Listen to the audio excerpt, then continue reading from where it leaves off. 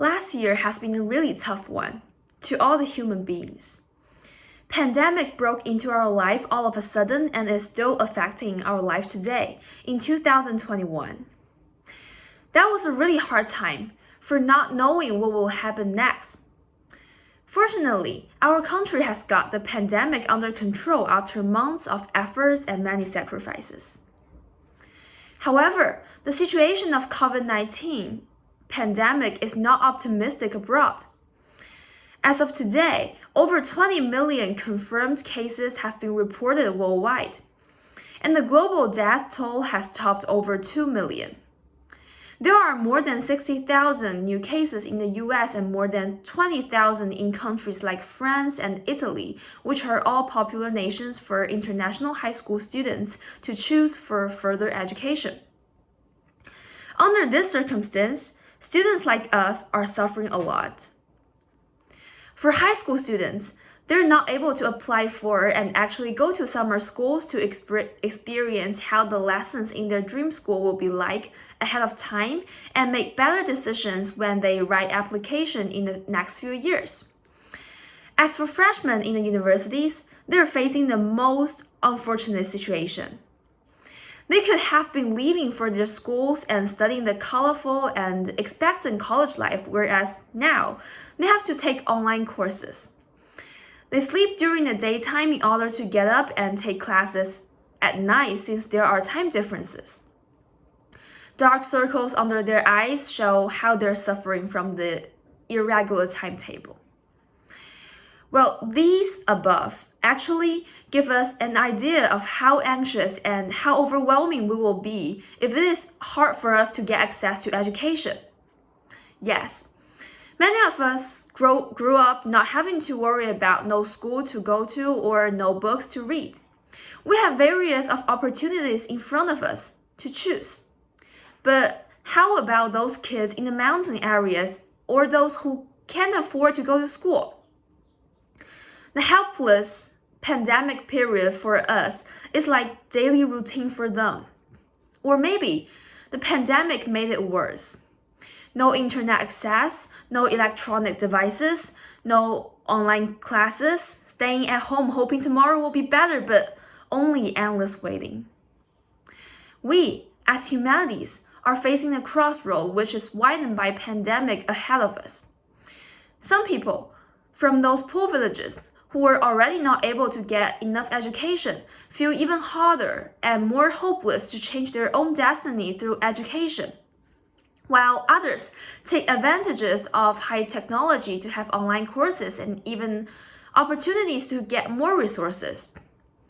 At this crossroad, shall we just keep moving on and leave those people behind, or help them and take them along? The answer is quite obvious, I believe. Humanity is a community of shared future and common destiny. Therefore, we should gather together in the face of disasters and difficulties to fight for a better one. Looking back at the old days, I really do appreciate the lessons taught by my kind parents and loving primary school. When I was a pupil, our school used to have a charity program called Sunshine in the Winter, which we students were asked to donate books and warm clothes for the children at the same age in Guizhou's mountain areas. During that with our school year after year, I came to understand as a 10-year-old child that there are people in need of our help to read and study like us. That was the very beginning of my charity participation in the aspect of education. Then, my mom inspired me to do the same thing myself. A friend of my mom went to Guizhou as a supported volunteer teacher. Hearing their situation of not having books to read in their spare time, I was indeed shocked at that time. I then thought that, why can't I just buy them some books? In that case, I chose 100 books to help them build up a library. Along with that, I wrote a letter to tell them how happy I was meeting them and how much I care about them. I even picked some osmanthus and put them into the envelope to let children there share my favorite smell of my city and encourage them to hold on to their dream and never give up. With the help of my mom, I carefully wrap the gifts and send them to the place that is hundreds and thousands of miles away. Those are just small things that I've done as a child.